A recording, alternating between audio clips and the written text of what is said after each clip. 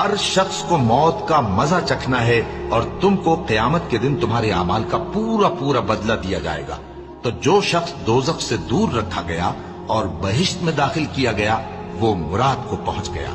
اور دنیا کی زندگی تو دھوکے کا سامان ہے۔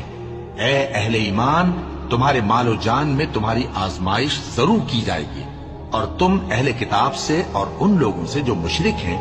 بہت سی ایذا کی باتیں سنو گے، تو اگر صبر اور پرہیزگاری کرتے رہو گے تو یہ بڑی ہمت کے کام ہے۔ اور جب اللہ نے ان لوگوں سے جن کو کتاب عنایت کی گئی تھی اقرار لیا کہ اس میں جو کچھ لکھا ہے اسے لوگوں سے صاف صاف بیان کرتے رہنا اور اس کی کسی بات کو نہ چھپانا، تو انہوں نے اس کو پس پشت پھینک دیا اور اس کے بدلے تھوڑی سی قیمت حاصل کی۔ یہ جو کچھ حاصل کرتے ہیں برا ہے۔